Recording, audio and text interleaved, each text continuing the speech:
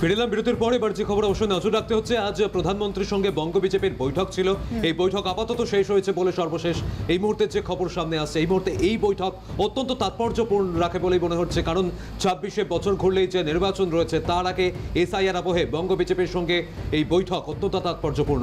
আমাদের সঙ্গে আপনাদের শোনাবো, আলোচনায় যাব, কিন্তু এই মুহূর্তে রাজ্যের বিরোধী দলনেতা শুভেন্দু অধিকারী তিনি কি বলেছেন এই বৈঠক প্রসঙ্গে শোনাই। আজকে আমার সর্বোচ্চ নেতৃত্বের সঙ্গে ৩টের সময় পার্লামেন্টে একটা মিটিং আছে 1-to-1, এবং তারপরে কিছু ইন্টারনাল কাজ আছে। লেট নাইটে আমি আবার রিটার্ন করব। পাশাপাশি আপনাদের শোনাবো জ্যোতির্ময় সিং মাহাতো এবং রাজু বিস্তা তারা কি বলছেন, পাশাপাশি কাকুলি ঘোষ দস্তিদার পাল্টা কি বলেছেন। एसआईआर होना चाहिए। एसआईआर अगर नहीं होगा, जैसे मैं जिस जिले से आता हूँ वहाँ 228 ऐसे बूथ है, 100% वहाँ आपका वोटर लिस्ट में नाम चढ़ गया, मतलब एसआईआर का फॉर्म फिलअप किया गया। पूरे पश्चिम बंगाल में 2000 से अधिक ऐसे बूथ है। ये कैसे हो गए, कैसे संभव है? कोई कहीं गया भी नहीं है, कोई 100% वहाँ जिंदा रहता। मैं भी चाहता हूँ ऐसे बूथ में मैं अपना घर बना लूँ, कम से कम पूरा मुझे कभी मृत्यु होने का संभावना ही नहीं होगा। बंगाल के सभी हमारे सांसद लोकसभा राज्यसभा प्रधानमंत्री जी के साथ मिलना हुआ और करीब करीब ये बैठक जो है 45 मिनट से 50 मिनट तक चली और काफ़ी डिटेल में विस्तृत चर्चा हुई। पश्चिम बंगाल को लेकर के भी चर्चा हुई और विशेष करके उन्होंने जानकारी ली कि हाल ही में खगेंदा को किस तरह से जो है टीएमसी के गुंडों ने पीटा था, जबकि पुलिस और प्रशासन वहीं खड़ी थी।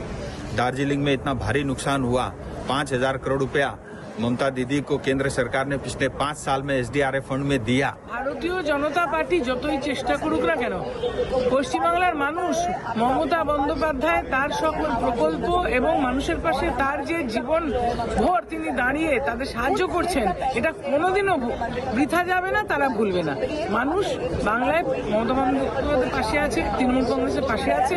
চতুর্থবারের মুখ্যমন্ত্রী হিসেবে শপথ নেবেন মমতা বন্দ্যোপাধ্যায়। আমরাই আবার মানুষের আশীর্বাদে দোয়ায় জিতবো, সুতরাং এর কোনো দ্বিমত নেই। আমরা একে একে বক্তব্যগুলো শুনলাম। যাব বিশ্বজিৎ দা রয়েছেন আমাদের সঙ্গে। বিশ্বজিৎ দা, যে বিষয়টা দেখা গেল যে প্রধানমন্ত্রী একটা প্রথম স্তরে বৈঠক করলেন, এরপর আবারও বৈঠক করেছে, কিন্তু দার্জিলিং বা উত্তরবঙ্গে বিপর্যয় নিয়ে যেরকম কথা উঠে এসছে, একেবারে সামনে কয়েক মাস গেলেই ভোটের দাবাবা বাজছে রাজ্যে। তার আগে একেবারে ধরে ধরে সাংসদদের সঙ্গে কথা বলে কি বুঝে নেওয়ার চেষ্টা করলেন প্রধানমন্ত্রী, তারপর স্ট্র্যাটেজি নির্ধারণ। দেখুন, ভারতীয় জনতা পার্টি চাইছে পশ্চিমবঙ্গে দীর্ঘদিন ধরে তাদের শাসন কায়েম করার জন্য, কিন্তু আজকের গণতন্ত্রে শাসন কায়েম করব বললে তো হয় না, তাদের সংগঠনের অবস্থাটা দেখতে হবে।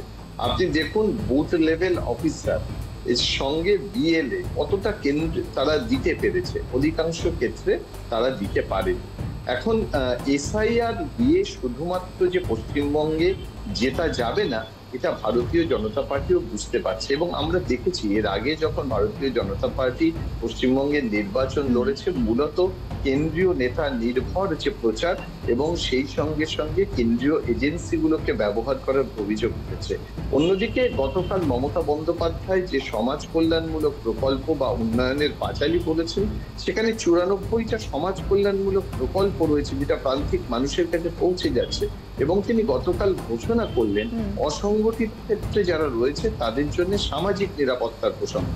এবং এইভাবে একেবারে প্রান্তিক মানুষের রুটি রোজগার, সামাজিক নিরাপত্তা, অর্থনৈতিক নিরাপত্তা যেখানে দিচ্ছে, তার বিরুদ্ধে এসআইআর বা অনুপ্রবেশকারী তত্ত্ব বা বাংলা বাঙালির তত্ত্ব নিয়ে নির্বাচনে যেতে যাবে না। পশ্চিমবঙ্গে বলুন তো বিজেপির রাজ্যের মুখ্য নির্বাচন, একেবারে সঙ্গে থাকুন, আমরা আসছি, কারণ একদিকে